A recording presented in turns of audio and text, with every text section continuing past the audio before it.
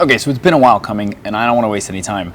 I've had enough time with the Galaxy S10 Plus, and now I think I can finally do a complete walkthrough. Now, if you are familiar, complete walkthroughs where I try to go through every single feature I possibly can on a new device so that you guys are better prepared should you be in the market to buy one. Now, with that said, there's a lot to go through. So let's get started with the styling. But first, this video was kindly sponsored by TRADEMORE. TRADEMORE is a super fast and easy way to sell your used electronics. Just head to the link below, click on sell your device, tell them a bit about it, get a prepaid shipping label to send it to them, and then get paid by PayPal or virtual MasterCard gift card. That simple. You can even buy certified used devices on TRADEMORE that have been fully inspected so you don't have to worry about what you're getting. Click on buy a device on the site instead and check out the ton of devices they have at super discounted prices, and you even get free 2-day shipping. So check them out at the link below to trade in some old electronics so that you can have some extra cash to buy new gadgets like this phone.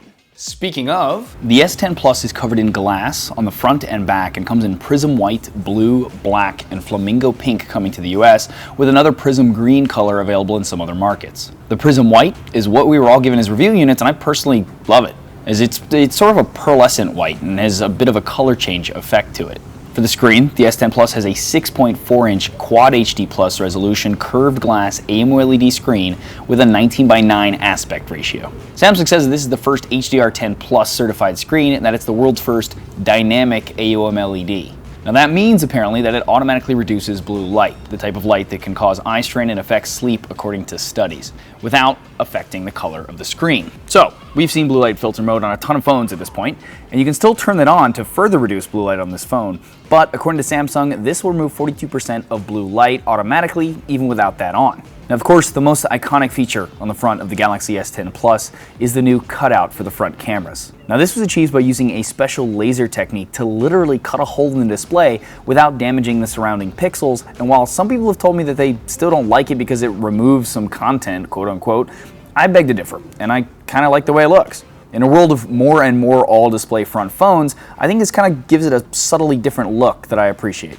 Something else I found clever about the cutout is that Samsung implemented a light around it that turns on with various effects depending on what you're doing. For example, whenever it is searching for your face for the face unlock, it'll pulse a bit. Switching to the front camera while in the camera app will do a similar effect, and if you set a timer on the front camera, it'll actually count down for you. It's the little touches sometimes, no? That front camera system is a 10-megapixel dual-pixel autofocus f1.9 sensor along with an 8-megapixel RGB depth camera. And that second camera is just a depth camera, by the way. Even if there is a wide-angle mode in the front camera UI, that just seems to crop or uncrop the image, which you can tell by putting your finger over the depth sensor and realizing it doesn't affect the image. In the display, we have our Qualcomm ultrasonic fingerprint sensor that is different than the optical ones we've started seeing on other devices recently, and it actually takes a 3D map of the ridges of your fingerprint using sonar, essentially, so it's much harder to spoof, apparently. Now that fingerprint sensor just got an update on the device this week, and it actually made it a bit faster, so putting it next to an optical one like this one on the Huawei Mate 20 Pro, and, well, they're about the same. Moving around the device, we have the power button on the right, we have the micro SD card slot at the top, on the left we have volume buttons and the Bixby button that you can actually now go into settings and remap to another action if you want, which I think is amazing of Samsung to do, considering how many people watched my last video on how to remap it for older devices. There's clearly a large portion of people who want this. And at the bottom, we have one of our two dual AKG Dolby Atmos capable speakers, our USB-C port, and a 3.5mm headphone jack. For the battery, we have a decent 4100 milliamp battery that so far for me and most reviewers has been pretty good. You can actually check out the link below for my real-world test. The battery is also capable of fast wireless charging 2.0 via capable wireless charger apparently, and Qualcomm Quick Charge 2.0 via the USB-C cable. Samsung also took note from Huawei's book and added the neat party trick of reverse wireless charging. You can turn this on and set another wireless charging capable device on the back of the S10 Plus and have the S10 Plus charge that device. Now, just like with the Huawei Mate 20 Pro, it's not the fastest charging available, but I personally found it a lot more useful for things like the Galaxy Buds, which is Samsung's new wireless earbuds that were released alongside the phone, and it even works with my older Galaxy Watch, making it super convenient at night to charge both things at once with only one cable. The device in the US market at least is running the latest Qualcomm Snapdragon 855 processor, Cat 22 gigabit per second LTE, its IP68 water resistant rating, and again has a micro SD card slot.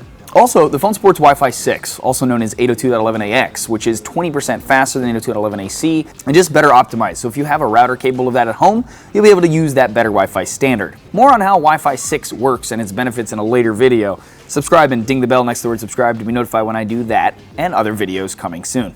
For storage and RAM, we have either 8 gigs of RAM and 128 gigs or 512 gigs of storage, or a ridiculous top model with 12 gigs of RAM and 1 terabyte of storage. Now, something clever that Samsung did is that they decided that they wanted to help differentiate those people that buy the top models over the base ones by offering them, the 512 and 1 terabyte models in specific, ceramic white and black options. And it's actually made out of ceramic, so not only does it have a matte finish, but it's more resistant to scratches, dings, etc.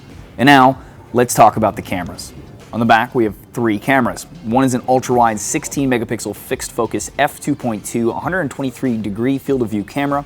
And then we have a more standard 77 degree field of view 12 megapixel camera with our dual aperture that we're used to with Samsung now of f1.5 and f2.4, along with dual pixel autofocus. And finally, we have a 12 megapixel f2.4 optically stabilized 45 degree field of view, which is a 2x telephoto camera. Having 3 cameras with 3 different focal lengths on a device has always been useful to me, as it gives you the option for different shots, in the same way that having multiple lenses for your DSLR or mirrorless camera does. Now, personally, I prefer the 3x zoom on the Mate 20 Pro for a bit more of a different focal length, but regardless, it's helpful to have the 3 options. For video, the phone is capable of shooting in 4K HDR10 Plus and in 4K up to 60 frames per second. Unfortunately, in both of these modes, you do keep OIS, which is great, but you lose Samsung's additional Super Steady mode that crops the image slightly to add a pretty good EIS stabilization on top of it. If you turn this on, you definitely get some seriously smooth footage, but at 1080p only and at the cost of battery life. See my real-world battery test for what I mean by that. Now, regardless, the camera's dynamic range in photos and videos is definitely improved over last year's models, in my opinion, and the short time with it. But based on the photos I've showed, let me know in the comments what you guys think.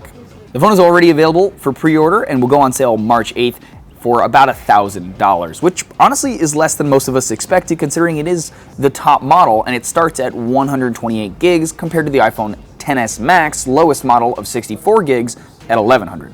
And there, guys, as much as I could go through on this device while I've had it for as long as I've had it. Let me know what you guys think, though, in the comments below the device of this video, all that other fun stuff.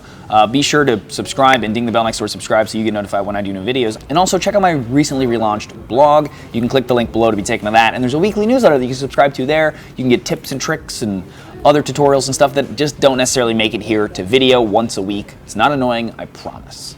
As always, though, regardless, thanks for watching.